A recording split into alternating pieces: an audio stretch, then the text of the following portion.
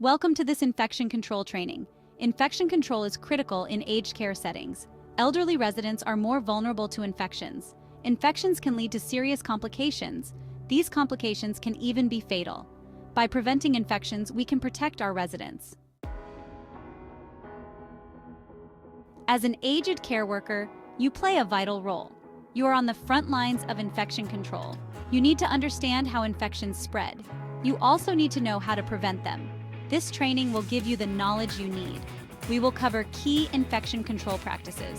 We will also discuss your legal and ethical responsibilities. Let's start by discussing some common infections. These infections are frequently seen in aged care settings. Respiratory infections are very common.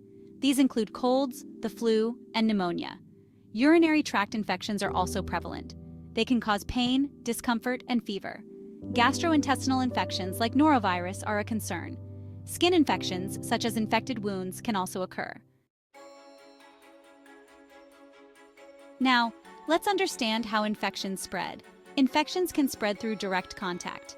This includes touching an infected person or their belongings. Infections can also spread through the air. When someone coughs or sneezes, droplets are released. These droplets can contain germs that cause infections. Contaminated surfaces can also spread infections. This is why cleaning and disinfection are crucial. Preventing the spread of infection is paramount. We all have a responsibility to protect our residents. By understanding how infections spread, we can take steps to prevent them. This includes practicing good hand hygiene. We will discuss hand hygiene techniques in detail later. We will also cover the use of personal protective equipment. By working together, we can create a safer environment. Now, let's talk about the chain of infection. Imagine a chain with 6 links. Each link represents a step in the spread of infection. The first link is the infectious agent. This could be a bacteria, virus, or fungi that causes disease. The second link is the reservoir. This is where the infectious agent lives and multiplies.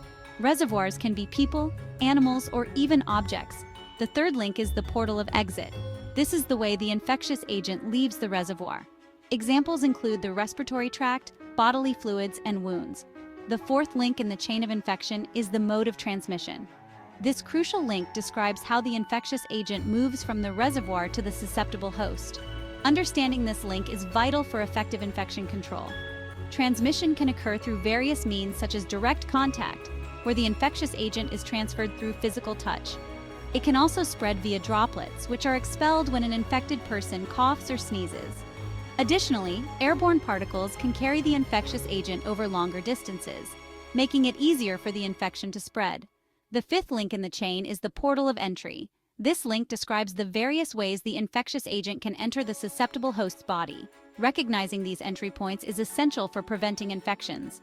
Common entry points include the mouth, nose, and eyes. These areas are particularly vulnerable because they are often exposed to the environment and can easily come into contact with infectious agents. Another significant entry point is a break in the skin, such as cuts, abrasions, or surgical wounds. These breaches in the skin's barrier can provide a direct pathway for infectious agents to enter the body. The final link in the chain of infection is the susceptible host. This link represents the individual who is at risk of becoming infected. Understanding who is susceptible helps in targeting preventive measures more effectively. Several factors can influence susceptibility, including age, underlying health conditions, and the strength of the immune system. Elderly individuals, for example, often have weaker immune systems and are more prone to infections. By identifying and protecting susceptible hosts, we can break the chain of infection and reduce the spread of diseases. Now, to prevent infections, we need to break the chain. We can do this at any link. For example, hand hygiene breaks the chain at the mode of transmission. Cleaning and disinfection target the reservoir link. Using PPE protects both the wearer and others, breaking the chain at multiple points. Understanding the chain of infection helps us implement effective control measures. By working together, we can protect ourselves and our residents. Let's talk about standard precautions in infection control. These are basic practices that everyone should follow. They protect you and the residents from infection. hand hygiene is the most effective way to prevent infection. Wash your hands frequently with soap and water. Lather for at least 20 seconds, cleaning all surfaces. Use an alcohol-based hand rub when soap and water aren't available. Remember the 5 moments for hand hygiene. Personal protective equipment, PPE. Always wear appropriate personal protective equipment, or PPE. This includes gloves, gowns, masks, and eye protection. Wear gloves when touching blood, bodily fluids, or contaminated items. Change gloves between tasks and dispose of them properly. Wear a gown to protect your clothing from contamination. Put on a mask and eye protection if there's a risk of splashes or droplets. Follow your facility's guidelines for PPE use. Respiratory hygiene and additional precautions. This is crucial for maintaining a healthy environment, especially in aged care settings where residents are more vulnerable to infections. Practice good respiratory hygiene to prevent the spread of respiratory infections. This includes simple yet effective measures that everyone can follow to protect themselves and others. Cover your mouth and nose when coughing or sneezing. This helps to contain the droplets that may carry viruses and bacteria, reducing the risk of transmission. Use a tissue or your elbow, not your hands. Using your hands can spread germs to surfaces and other people, increasing the likelihood of infection. Dispose of used tissues immediately and wash your hands thoroughly. Proper disposal and hand hygiene are key steps in breaking the chain of infection. Encourage residents to practice respiratory hygiene as well. Educating them on these practices can significantly reduce the spread of infections within the facility. Safe injection practices are crucial to prevent bloodborne infections. This includes using the correct techniques and equipment to ensure safety. Always use sterile needles and syringes for injections. Sterility is essential to prevent contamination and the spread of infectious diseases. Dispose of sharps in designated containers immediately after use. Proper disposal prevents needle stick injuries and ensures a safe environment for everyone. In addition to standard precautions, we use transmission-based precautions. These precautions are for residents with known or suspected infections. They help prevent the spread of these infections to others. We use them along with standard precautions, not instead of them. There are 3 types of transmission-based precautions. These are contact precautions, droplet precautions, and airborne precautions. The type of precaution used depends on how the infection spreads. Let's discuss each type in detail. Contact precautions are used for infections that spread through direct contact. This includes touching the resident or their environment. Examples of infections requiring contact precautions include MRSA and VRE. When entering the room of a resident on contact precautions, wear gloves and a gown. Remove the gloves and gown before leaving the room. Wash your hands thoroughly after removing PPE. Droplet precautions are used for infections that spread through respiratory droplets. These droplets are released when the infected person coughs, sneezes, or talks. Examples include influenza and some types of pneumonia. When entering the room of a resident on droplet precautions, wear a surgical mask. Maintain a distance of at least 1 meter from the resident. Airborne precautions are used for infections that spread through the air. These infections can travel longer distances and stay in the air for longer periods. Tuberculosis and measles are examples of infections requiring airborne precautions. When entering the room of a resident on airborne precautions, wear a fit-tested N95 respirator. Isolation procedures are essential in preventing the spread of infections within aged care facilities. Isolating infected residents ensures that pathogens, particularly those spread by droplets or contact, are contained within a specific area, minimizing the risk of transmission to other residents, staff, and visitors. Isolation is particularly critical in settings where residents are vulnerable, such as those with weakened immune systems, chronic illnesses, or advanced age, as they are more susceptible to severe complications from infections. When private isolation rooms are limited, cohorting may be necessary.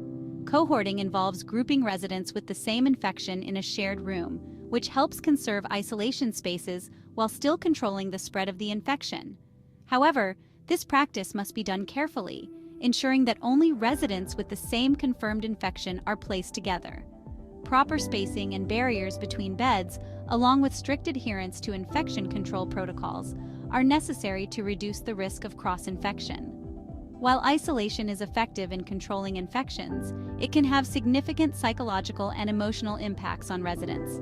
Being separated from others, especially for extended periods, can lead to feelings of loneliness, anxiety, and depression. To mitigate these effects, it is important to provide regular social interaction through safe means, such as video calls, and ensure that residents have access to entertainment and activities that can be enjoyed in isolation. Staff should also be trained to recognize and address the emotional needs of isolated residents, offering support and reassurance to help maintain their mental well-being during the isolation period. Now let's discuss outbreak management. An outbreak occurs when there's a sudden increase in infections.